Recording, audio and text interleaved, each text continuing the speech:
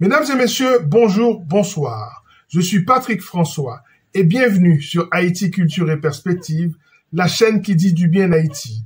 Dans l'émission d'aujourd'hui, je suis heureux de féliciter un jeune écrivain haïtien, finaliste du Goncourt 2022.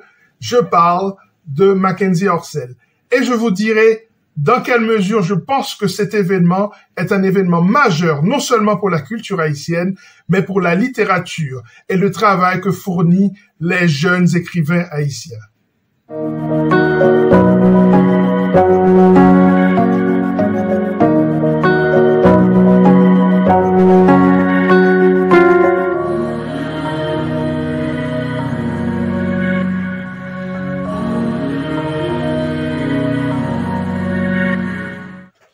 Le mois dernier, nous apprenions les 4 finalistes pour le prix Goncourt 2022, et parmi lesquels il y avait un certain Mackenzie Orsel, auteur haïtien né à Port-au-Prince, qui a grandi dans le quartier de Martissan. Il était présent parmi 3 autres auteurs pour son œuvre Une somme humaine. N'était-ce pas l'accomplissement pour un jeune auteur né à Martissan dans un déterminisme défavorable? N'était-ce pas un moment incroyable pour la littérature haïtienne?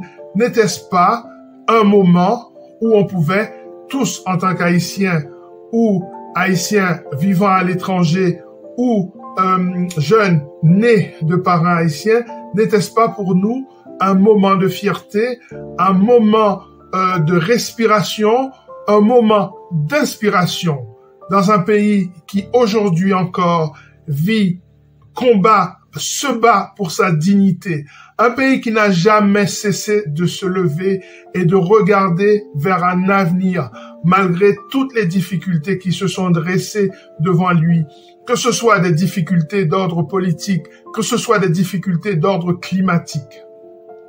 Haïti, aujourd'hui, vit ses heures les plus sombres.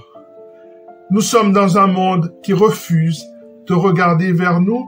Nous sommes dans un monde qui refuse d'essayer de comprendre ce qui passe chez nous. Sur Haïti Culture et Perspective, rappelez-vous, je me suis donné pour mission de dire du bien d'Haïti. Je voudrais me concentrer sur ce qu'il y a de positif dans ce pays. Un pays qui n'a jamais baissé les bras. Un pays, je peux le dire aujourd'hui, avec le peuple le plus résilient qui existe.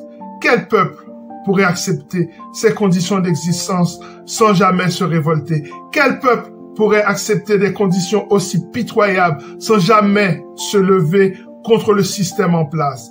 Aujourd'hui, je le dis solennellement, le peuple haïtien est le peuple le plus courageux au monde. Y a-t-il un peuple plus courageux que le peuple haïtien? Lequel? Quel peuple pourrait accepter de vivre dans des conditions aussi dégradantes sans jamais se révolter?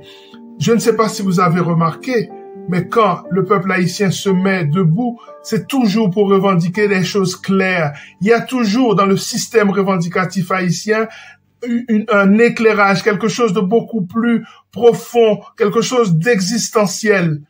Aujourd'hui, encore, quand le peuple est dans la rue, il comprend exactement pourquoi il est dans la rue. Je voudrais saluer ce peuple.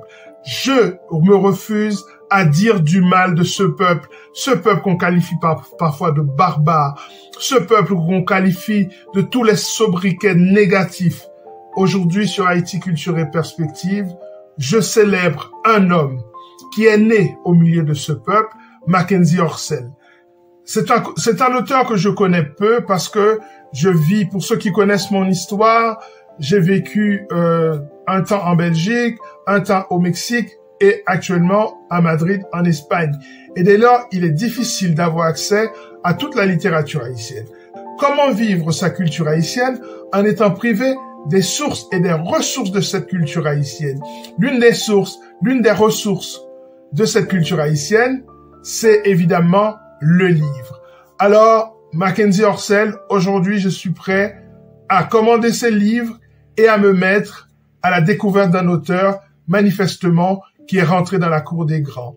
Comment un homme qui est né à Martissan, qui est né à Port-au-Prince, qui a grandi à Martissan, peut aujourd'hui se retrouver au prix Goncourt, finaliste, donc parmi les 4 meilleurs écrivains francophones, parce qu'au fond c'est ça, le prix Goncourt. Le prix Goncourt, c'est le prix le plus prestigieux pour les écrivains francophones. Arrivé parmi les 4 meilleurs écrivains pour l'année 2022, c'est tout bonnement exceptionnel. Bien entendu, ce n'est pas le premier écrivain haïtien, donc, qui est arrivé finaliste au prix Goncourt. Nous avons connu Lionel Trouillot pour sa belle amour humaine, je pense que c'était en 2011. Et l'année passée, Louis-Philippe d'Alembert pour Milwaukee Blues. Cette année, on se rend compte qu'il y a une constante entre l'année passée et cette année. Donc ça veut dire que la littérature haïtienne est reconnue aujourd'hui, rentre dans une forme d'universalité et c'est vers là qu'on veut tendre. Alors, je le dis aux jeunes écrivains haïtiens qui écrivent à l'ombre des lampes, qui n'ont pas d'électricité aujourd'hui, puisqu'il n'y a même pas de carburant pour bouger d'un endroit à l'autre et que l'école est fermée. Je dis à tous ces écrivains haïtiens qui écrivent aujourd'hui en Haïti, il y a un espoir, il y a une porte pour ce que vous écrivez. Il y a des gens qui sont prêts à vous écouter, à écouter ce que vous avez à dire. Et ça, pour moi, c'est le plus important. Voilà, c'en est terminé pour cette émission spéciale consacrée à Mackenzie Orsel. C'est une émission de félicitations, de congratulations. J'espère que vous allez à la rencontre, comme moi d'ailleurs, à la rencontre de cet auteur. N'oubliez pas de vous abonner à cette chaîne. Il va y avoir du contenu sur la culture haïtienne de plus en plus souvent. C'est le but de cette émission, montrer au monde entier, au monde francophone, la culture haïtienne, ce qu'elle est capable d'apporter au monde. N'oubliez pas que jamais Francis Fukuyama n'a parlé de la fin de la culture.